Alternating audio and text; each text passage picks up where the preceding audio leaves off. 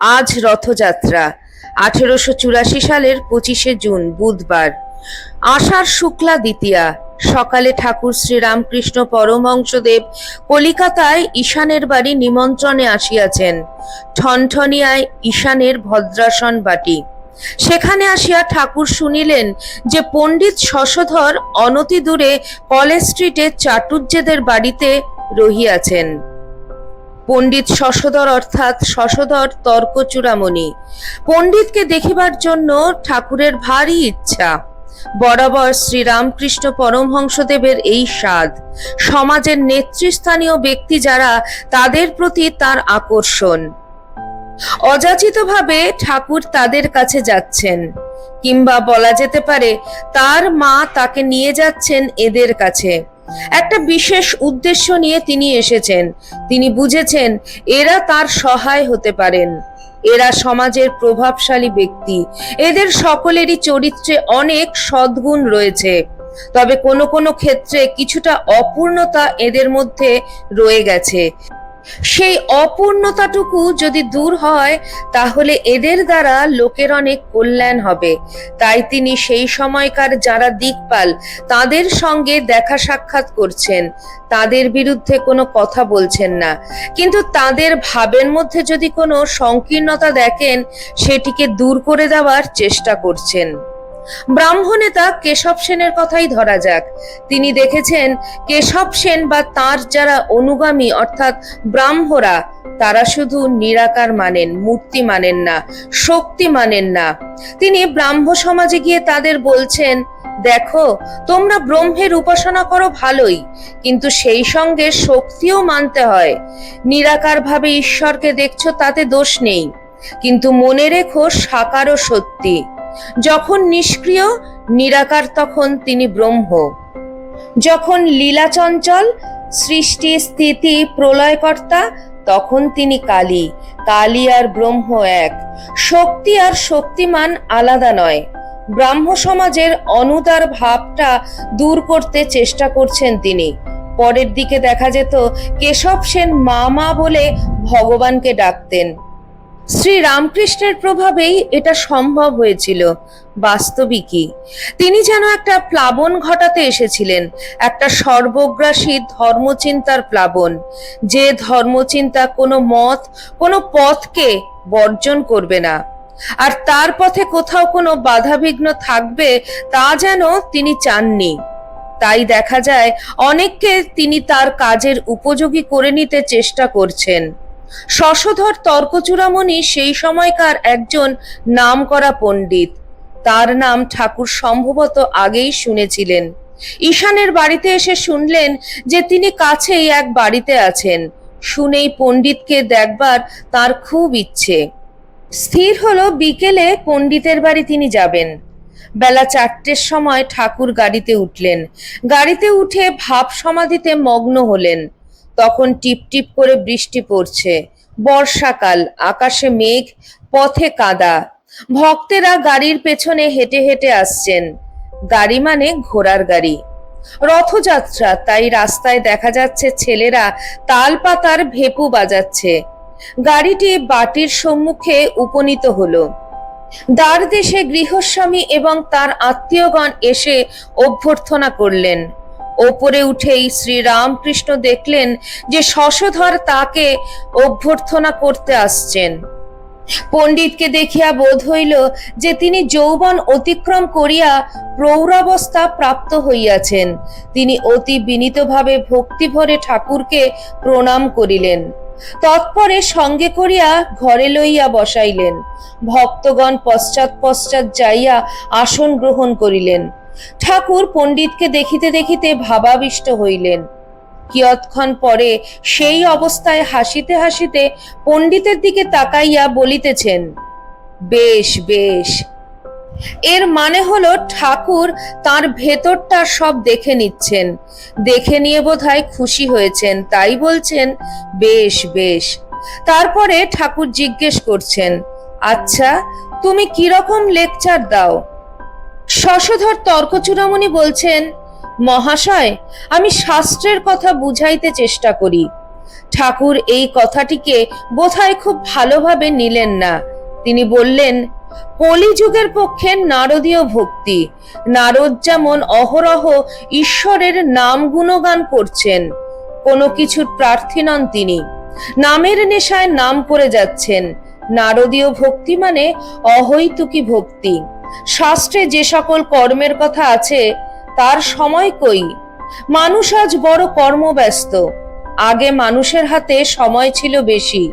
প্রাত্যহিক জীবনের ব্যস্ততা তখন বিশেষ ছিল না। তখন শাস্ত্রানুমোদিত পূজা, ব্রত, যাগযজ্ঞ প্রভৃতি করার সময় মানুষের ছিল। তাছাড়া অর্থ এক্ষেত্রে এখন একটি বড় ব্যাপার। যাগযজ্ঞ প্রভৃতি করার মতন অর্থ কোথায় এখন লোকের? ঠাকুর বাস্তব দিকটা দেখেছেন। তাছাড়াও দেখা যায় নিছক শাস্ত্রপাঠ, শাস্ত্রজ্ঞান এবং শাস্ত্রানুসরণের ব্যাপারে ঠাকুর বরাবরই খুব বিমুখ। কারণ তিনি দেখেছিলেন সেই সময়কার অনেকেরই ধারণা যে অনেক শাস্ত্র পড়তে হবে, তবে ঈশ্বরকে পাওয়া যাবে।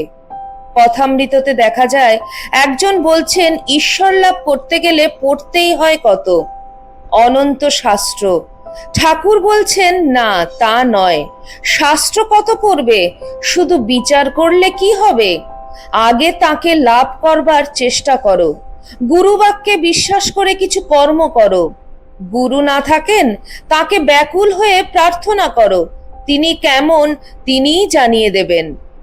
তবে শাস্ত্রকে ঠাকুর নিন্দা করছেন না, কিন্তু যাদের ধারণা যে শাস্ত্র পড়লেই আমি ধার্মিক হয়ে গেলাম, তাদের ঠাকুর বুঝিয়ে বলছেন, না, শাস্ত্রজ্ঞান এক জিনিস আর প্রত্যক্ষ অনুভূতি আর এক জিনিস। প্রত্যক্ষ অনুভূতি হচ্ছে আমাদের লক্ষ্য, শাস্ত্রজ্ঞান নয়। এই যে শুকনো শাস্ত্রজ্ঞান, এ সম্বন্ধে আমাদের শাস্ত্রেই কত সব কথা আছে।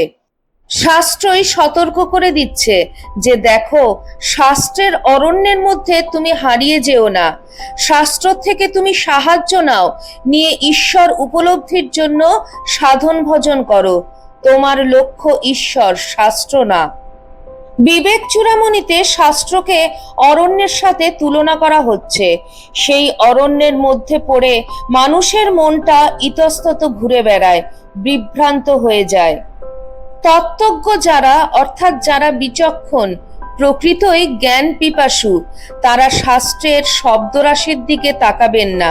তাদের কর্তব্য আত্মতত্ত্ব জানবার জন্য প্রয়াসী হওয়া। আবার অন্য একটি শ্লোকে বলছে, যারা স্বরদর্শন নিয়ে খুব চর্চা করছে অথচ ঈশ্বরের দিকে মন নেই, পরমার্থ কি জানে না, তারা যেন একটা মহাকূপে পড়ে আছে, পাশবদ্ধ হয়ে আছে তারা। তাদের জীবন ঘৃণ্য, পশুর মতন। পণ্ডিতদের সম্বন্ধে ঠাকুরও এরকম কঠিন কথা বলছেন। কোনো পণ্ডিতের কাছে যাওয়ার আগে তিনি খোঁজ করতেন, কেমন পণ্ডিত, তার কি ঈশ্বরে মন আছে, তিনি কি চরিত্রবান ব্যক্তি, একটা উঁচু আদর্শ ধরে তিনি কি চলেন, তাহলে ঠাকুর তার কাছে যাবেন, না হলে নয়। বিদ্যাসাগরের কাছে গেলেন ঠাকুর, কারণ তার দয়ার কথা শুনেছেন তিনি। শশধর তর্কচূড়ামণির কাছে যে এসেছেন, তখনও খোঁজ করে এসেছেন। তাকেই বলছেন যে যখন প্রথমে তোমার কথা শুনলুম, জিজ্ঞাসা করলুম যে এই পণ্ডিত কি শুধু পণ্ডিত, না বিবেক বৈরাগ্য আছে? তারপরেই বলছেন কঠোর কথা, যে পণ্ডিতের বিবেক নাই সে পণ্ডিতই নয়। শুকনো পাণ্ডিত্য সম্বন্ধে ঠাকুর বরাবরই নিষ্করুণ। ঠাকুর বলছেন, এরা শকুনির মতন। শকুনি কত উঁচু দিয়ে উড়ে যায়, কিন্তু দৃষ্টি পড়ে থাকে ভাগাড়ের দিকে। তেমনি এই পণ্ডিতরা শাস্ত্র চর্চা করছেন, ঈশ্বর সম্বন্ধে আলোচনা করছেন, অথচ মন ঈশ্বরের দিকে নেই। মন পড়ে আছে ঈশ্বর থেকে অনেক নিচে, বিষয়ের দিকে। বিবেক চূড়ামণিতে বলছে, এদের কাছে শাস্ত্রটা একটা ভোগের উপকরণ। এদের শাস্ত্র ব্যাখ্যা সবটাই হচ্ছে বাগ বৈখরি, কথায় তুবড়ি, শব্দের ঝর্ণা, এসব লোক দেখানো জিনিস। এর দ্বারা ভোগ হয়, নাম যশ হয়, কিন্তু জীবনের উদ্দেশ্য যে মোক্ষ, তা এর দ্বারা লাভ হয় না।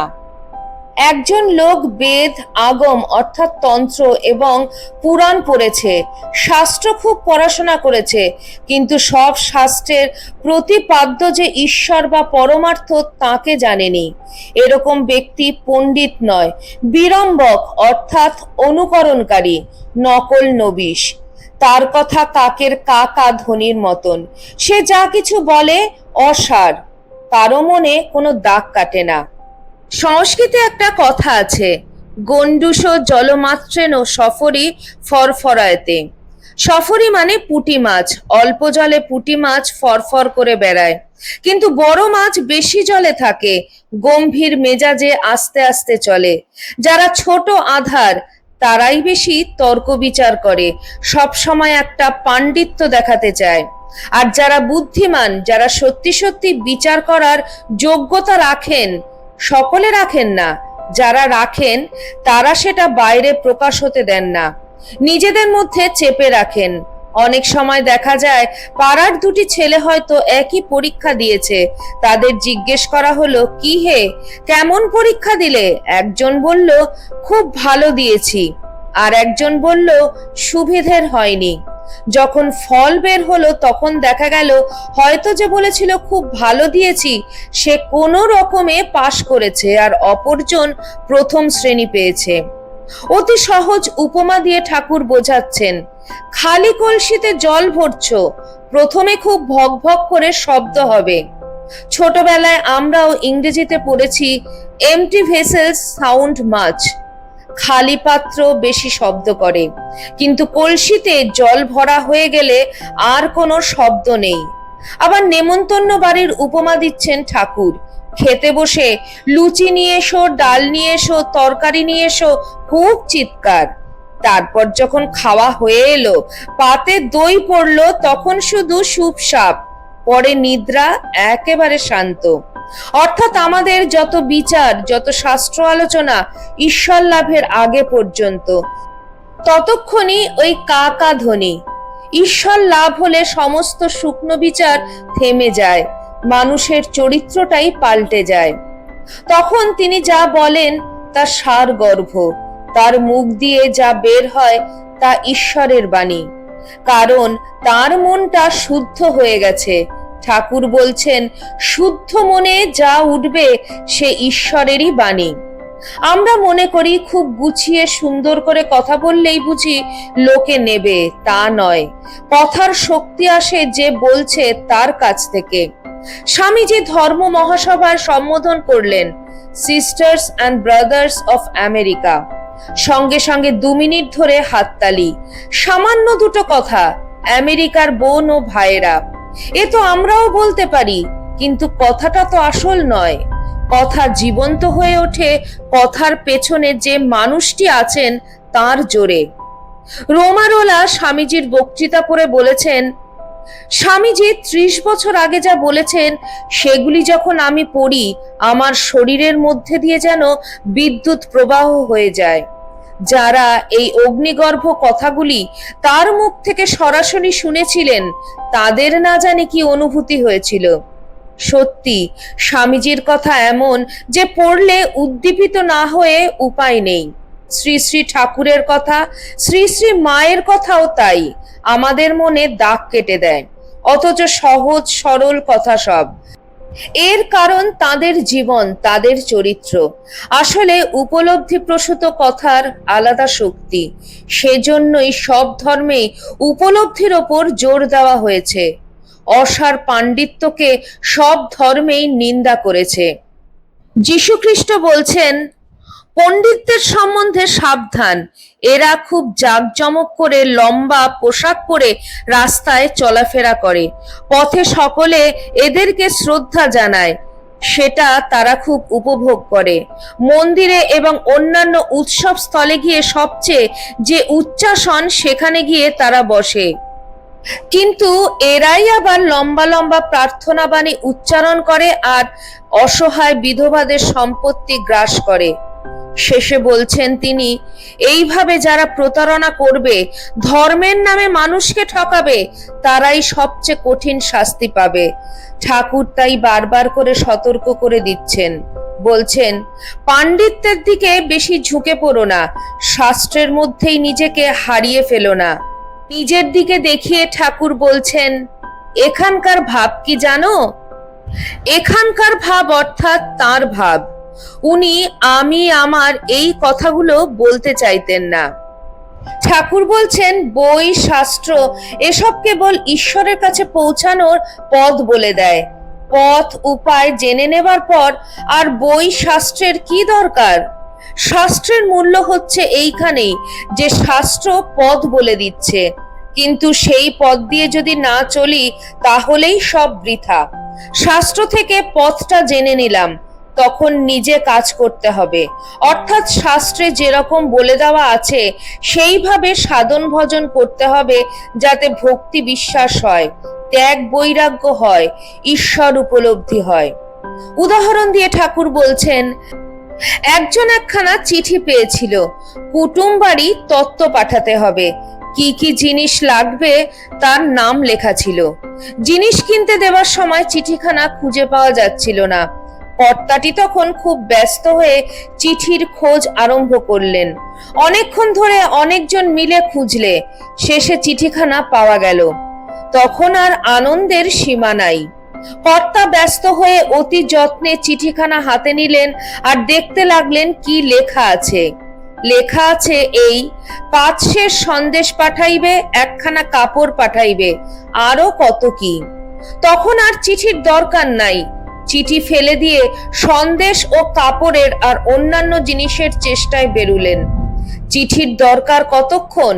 যতক্ষণ সন্দেশ কাপড় ইত্যাদির বিষয় না জানা যায়। তারপরই পাওয়ার চেষ্টা। এই পাওয়ার চেষ্টার কথাই বারবার করে ঠাকুর বলছেন। তিনি বলছেন, মুক্তির কারণ বেদ নয়, দর্শন নয়, জ্ঞানই হচ্ছে মুক্তির কারণ। ভাষা জ্ঞান নয়, বস্তু জ্ঞান। ভাষা যে বস্তুর সম্বন্ধে বলছে সেই বস্তুকে জানা। আর এক জায়গায় ঠাকুর বলছেন, আমার ব্যাধি হয়েছে, ওষুধ না খেয়ে ওষুধের নামটা শুধু কয়েকবার বললাম, তাতে অসুখ সারবে না। তাহলে আর ডাক্তারদের কখনো অসুখ করতো না।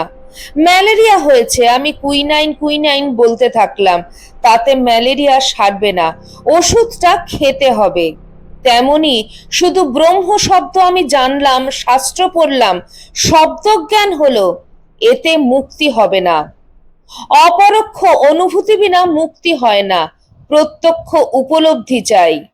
শ্রী শ্রী ঠাকুর বলছেন, শুধু সিদ্ধি সিদ্ধি করে গেলে সিদ্ধির নেশা হবে না, সিদ্ধি এনে বাটতে হবে, দুধের সাথে মেশাতে হবে, খেতে হবে, তবেই নেশা হবে। এও হচ্ছে তাই। প্রত্যক্ষ জ্ঞান চাই। আমাদের শাস্ত্র বারবার করে এই প্রত্যক্ষ জ্ঞানের ওপর জোর দিচ্ছে। ঠাকুর বলছেন, আমি মায়ের মুখের কথার সঙ্গে না মিললে কিছুই লই না। শাস্ত্রে চিনি আর বালি মেশানো আছে, কিভাবে বুঝবো কতটুকু নেব? যতটুকু মায়ের মুখের কথার সঙ্গে মেলে, যতটুকু আমার উপলব্ধির সঙ্গে মেলে, যতটুকু মিলছে না ততটুকু আমি নিতে পারছি না। আসলে অপরোক্ষ জ্ঞানই হচ্ছে জীবনের লক্ষ্য। বারবার করে ঠাকুর মানুষের দৃষ্টি সেই দিকে আকর্ষণ করছেন। তার জীবনে দেখা যায় যা যা অনুভূতি হচ্ছে তার শাস্ত্রের সঙ্গে মিলে যাচ্ছে। শাস্ত্রের প্রামাণিকতা আমরা যাচাই করে নিতে পারছি তার জীবন থেকে। ঠাকুরকে দেখেই আমরা বুঝছি শাস্ত্র মিথ্যে নয়, বুজরুকি নয়, শাস্ত্রে যা আছে তা সত্যি। ঠাকুর আবার বলছেন, এখানকার অনুভূতি বেদ বেদান্ত ছাড়িয়ে গেছে, শাস্ত্র যেন ছোট হয়ে গেছে তার কাছে। যা তিনি উপলব্ধি করেছেন শাস্ত্র যেন তা বর্ণনা করে উঠতে পারেনি। তার সাথে বিচার করতে এসে পণ্ডিতরা অবাক হয়ে যেত, বলতো, শাস্ত্র টস্ত্র যা পড়েছি আপনাকে দেখে সব তুচ্ছ হয়ে গেল। এই সমাধির কথাই ধরা যাক, শাস্ত্রে সমাধির কথা আছে, কিন্তু কটা লোকের সমাধি হয়? অথচ শ্রী শ্রী ঠাকুরের মুহুর্মুহু সমাধি হচ্ছে। তার কাছে যারা আসছেন তারা বুঝতে পারছেন, ও এই তাহলে সমাধি। সমাধি তাহলে সত্যি কারো হতে পারে। এতক্ষণ আপনারা শুনছিলেন শ্রী শ্রী ঠাকুরের কথা। অংশটি পাঠ করলাম স্বামী লোকেশ্বরানন্দজি মহারাজের তব কথামৃতম থেকে।